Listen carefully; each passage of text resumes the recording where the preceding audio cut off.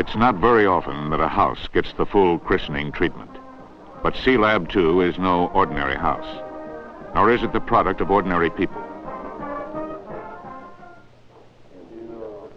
It took men of a different breed, men of bold dreams and tireless research, of extraordinary courage, of countless skills to create and man a house on the ocean floor. For the Navy's second experiment in living in the sea, sponsored by the Special Projects Office and the Office of Naval Research, the Naval Ordnance Test Station was asked to integrate the Sealab II systems and provide surface support for the 45-day experiment. 28 men were to stake their lives on the integrity of equipment that Knots was to check out and on the dependability of the system of support that was to be developed. Selected to serve as the surface craft was the vessel that had been used in the Polaris program to prepare Polaris missiles for underwater launch tests. Accordingly, the vessel was brought to the Long Beach Naval Shipyard for the modifications required to meet the demands of this new job.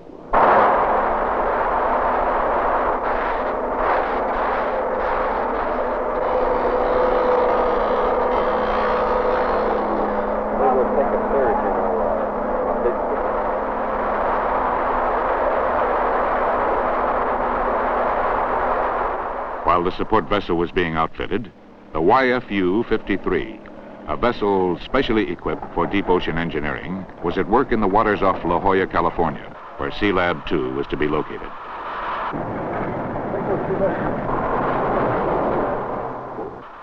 Already surveyed by Scripps Institute of Oceanography, the site now is being examined visually and photographically by means of underwater television and still cameras. Also used to explore the site was Curve, the station's unmanned, cable-controlled undersea robot. Silty, sandy bottom, dark, cold water. Conditions deliberately sought as representing those most likely to be found in the world's oceans. Meanwhile, the support vessel at Long Beach, now nicknamed the Berkone, was becoming a floating city, one uniquely equipped to support and safeguard the men who were to live within the sea. In this deck decompression chamber, the aquanauts would slowly return to the surface world's atmosphere following the long period underwater, breathing exotic gases stored in these flasks.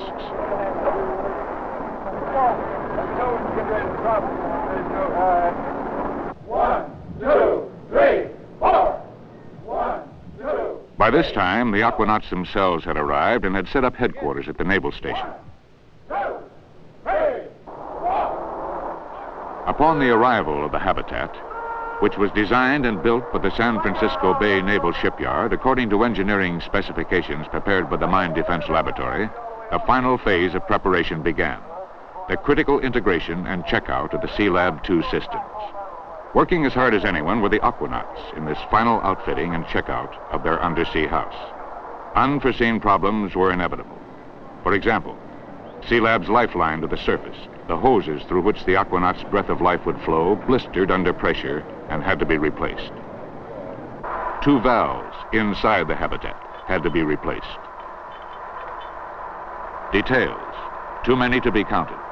But their careful attendance in this final outfitting phase could mean the difference between a grim emergency and a safe sojourn in the sea depths.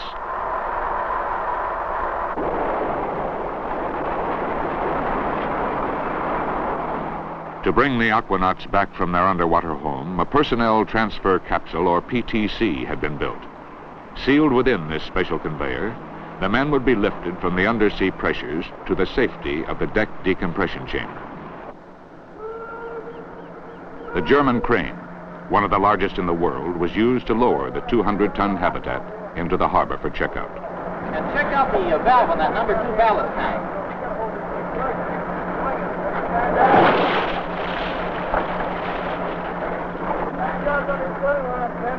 At La Jolla, the critical lowering operation would have to be performed from the heaving decks of the Berkone.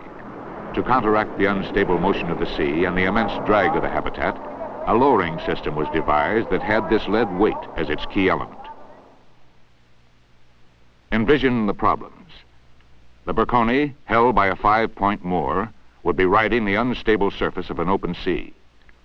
Working from this unsteady platform, the habitat, a large irregular-shaped mass weighing 200 tons, would have to be maneuvered from the surface to a position beneath the Berkone, and then lowered to the sea floor 205 feet beneath the surface. Throughout the operation, the wave action could cause as much as 10 feet relative motion between the work platform and the habitat. This heaving effect, which could break the lowering cable, was to be resolved with a counterweight lowering system. The main lowering cable, operated from a winch aboard the Berkone, passes over pulleys or sheaves to hang in a bight or loop beneath the work platform. Hanging in this bight is a free-moving sheave. Suspended from the sheave is a counterweight, weighing 14,000 pounds in water. At the start of the lowering operation, the weight of the counterweight is supported by a tending line operated from a second winch aboard the Berkone. To keep the habitat from bumping against the work platform and from swinging end for end during the descent, 2 taglines would be held by the USNS gear. The lowering would begin with 60 feet of the counterweight tending line reeled out, with no tension in the main lowering cable, and with the cable and line winches made fast. The habitat's number 1 and number 3 ballast tanks then would be flooded to make the house 5 tons negatively buoyant. As the habitat begins to sink, the tension on the main lowering cable increases, causing the weight of the counterweight to transfer slowly from the tending line to the lowering cable. At the same time, the tension on the taglines held by the USNS gear will be eased off slowly. These combined actions will allow the sinking habitat to swing in an arc to a position beneath the Berkone deck. When a wave causes the Berkone to rise, the habitat's size, shape, and weight prevents it from rising at the same rate. However, the counterweight, being small in size, can move through the water with little drag. Thus, when the Berkone rises, the counterweight, moving freely on the bight in the main lowering cable, also will rise, and thus prevent generation of excessive tension in the rest of the cable. The habitat will be completely stable in its descent.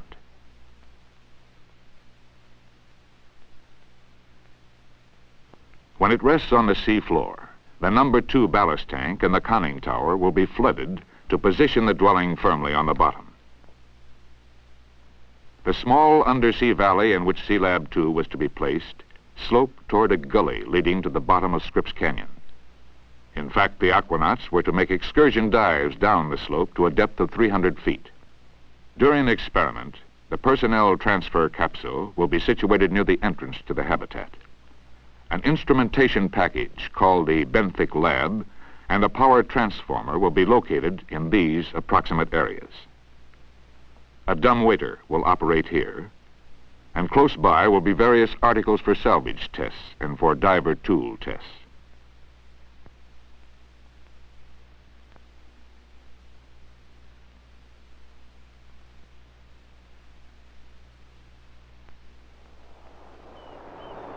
On the 21st of August, 1965, all crafts, components, and people necessary to the experiment were on hand more than a half-mile off Scripps Pier at La Jolla. The Berkone secure in its 5-point moor.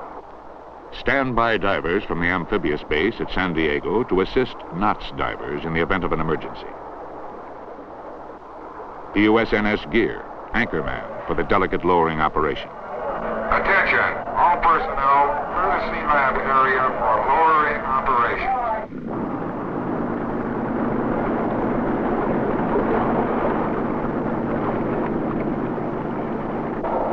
Commence filling ballast tank number 4. Prepare the counterweight for lowering to an operational position.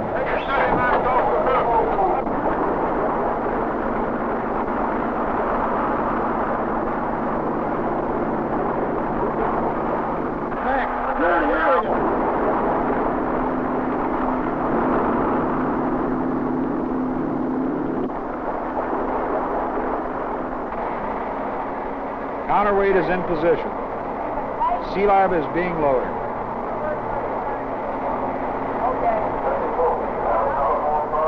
Attention on the gear. Attention on the gear. Slack off on your 4.5 tag lines 50 feet.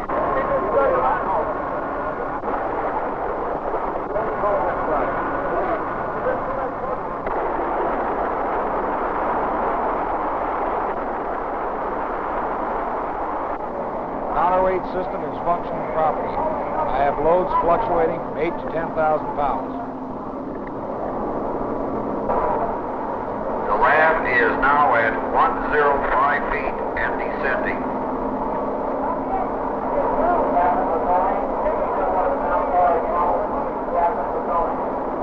The lab is now at 150 feet and traveling.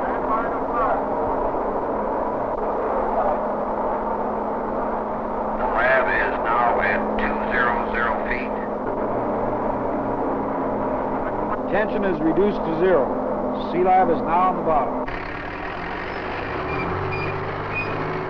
With Sealab safe on the ocean floor, components vital to its operation follow. First, a high-voltage transformer to feed power to the undersea house. Next, the benthic lab capsule, which would monitor Sealab's elaborate instrumentation and feed information to Scripps data reduction rooms on shore. While the undersea house was being readied, an aquanaut was enduring the attachment of electrodes. For 15 days, this man and 9 of his teammates would live and work in a dark and alien world. Deviations in the brain's electrical responses would provide some clue to the effects of the long submergence on man's behavior. The final piece of equipment to enter the sea is the personnel transfer capsule. It, too, is equipped with a lifeline to the Berkone and also is encircled with 18 gas storage bottles for self-contained atmosphere control.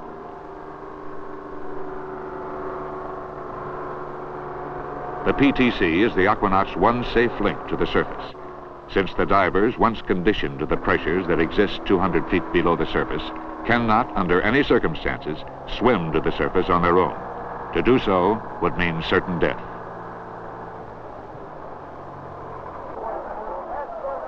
These are the men who are to brave the sea's dangers, who, with their dauntless hardihood, will put to test a bold new approach to the mystery-enshrouded world of inner space.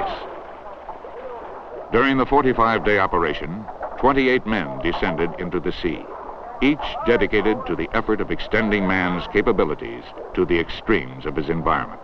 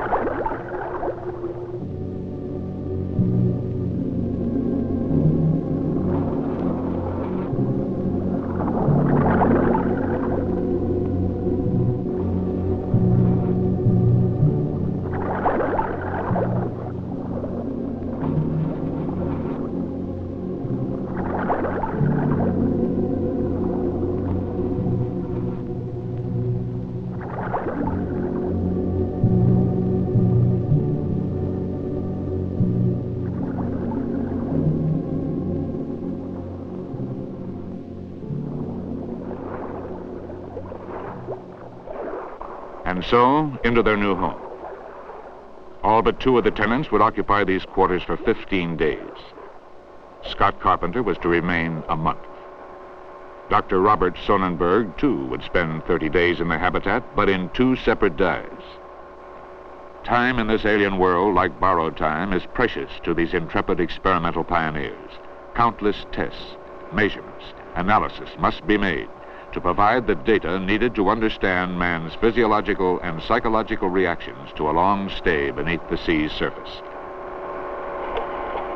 Sealab II, this is Papa Topside. All right, as soon as the Ammonopter gets down, you pass it over to... At the surface, time meant constant vigil and instruction. Careful analysis of any physiological alteration in the men in the sea. Continuous monitoring and control of the breathing gas being fed into the undersea house. And a relentless surveillance of the Berkone, lifeline to the aquanauts. This is Topside. I read you. Over.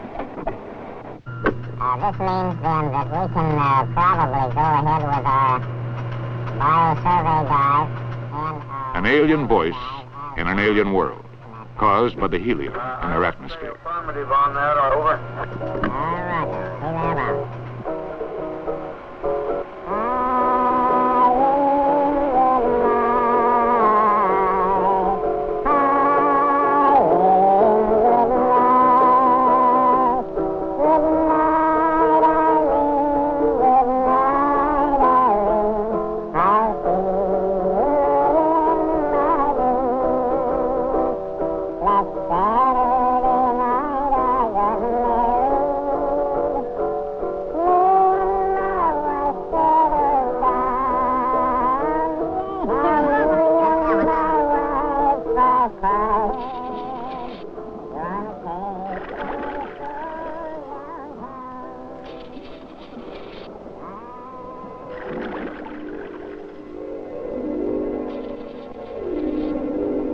Each day, the aquanauts worked in the dark, cold water outside the habitat.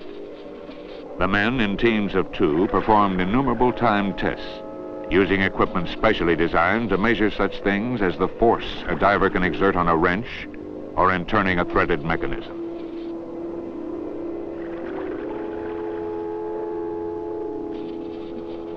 Each task assigned was to provide some clue to the manipulative skill of a man functioning in a world of pressures 7 times greater than those at the surface.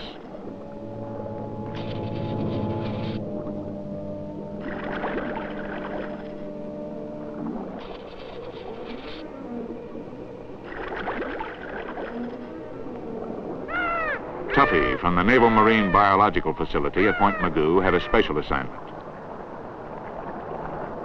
In response to a special signaling device, Tuffy descended into the murky depths and with unerring precision located a diver who pretended to be in trouble.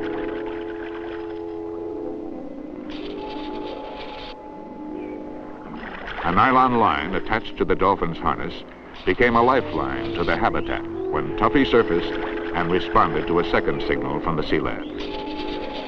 Tuffy's superb performance may well have earned the dolphin a place beside man in the undersea world.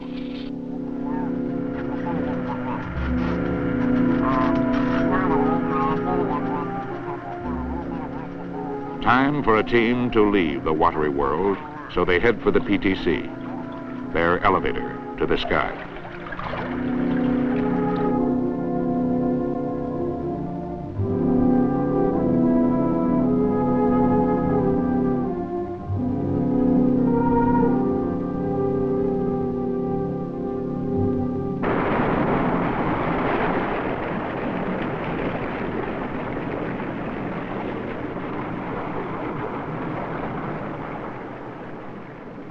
Muscle straining, bone bruising work, transferring the PTC's lift lines from the counterweight to the crane aboard the Perconi.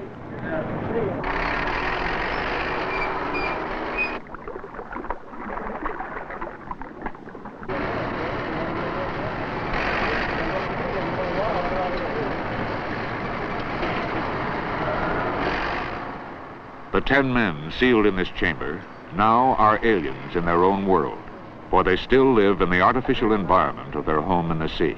Sealab I said that the canister to be sent down closed. Before they can again walk upon the land, the gas that now saturates their body tissues must be slowly removed through the process called decompression. Swing it over. Hey, swing it on over. Swing it over. Get that line around the tree. Hold on to those cables, Come on now. I get a move on.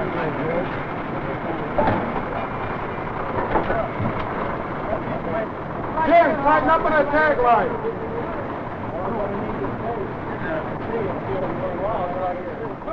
There is an urgency here to free the chamber from its cumbersome base, to ready it for mating with the deck decompression chamber.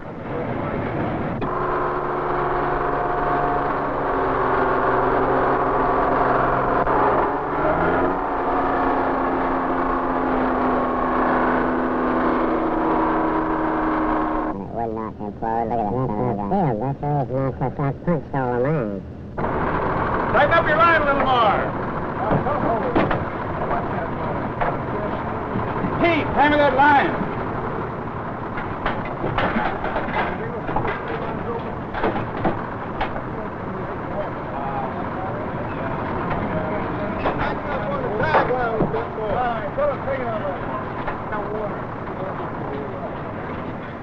When the mating hatches have been securely sealed, the men will leave the PTC and enter quarters similar to their undersea house. Their environment, still that of the sea depths, then will be slowly replaced with that of a sun-drenched land.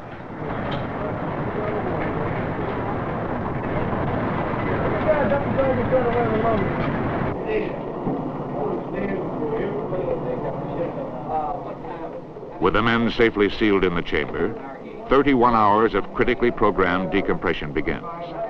Although a tedious period for the confined men, it is a small penalty to pay for the long stay in the sea. By way of comparison, A diver using present techniques requires more than 3 hours decompression time after a work period of only 1 hour at the 200-foot depth.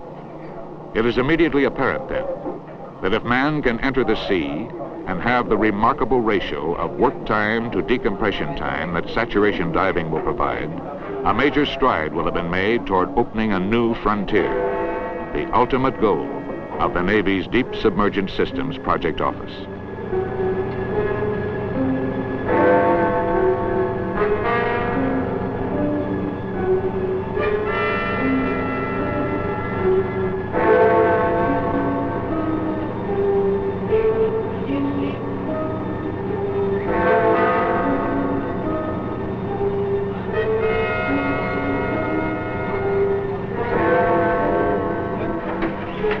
Okay, let's get him out of there.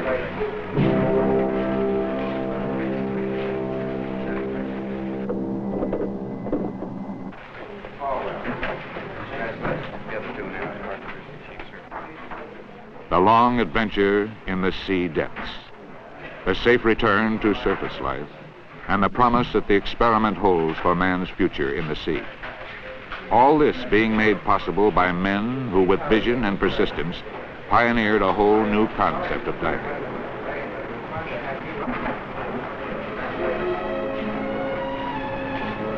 By aquanauts who boldly venture into an alien and liquid world.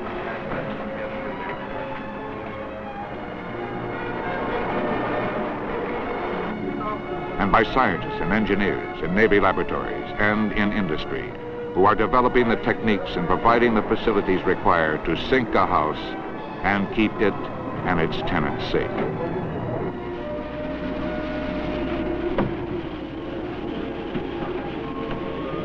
The now silent decks of the Berkone and the house gently riding the sea swells are but symbols of the challenging quest that will eventually extend man deep into the sea and upon the vast, rich lands of the continental shelf.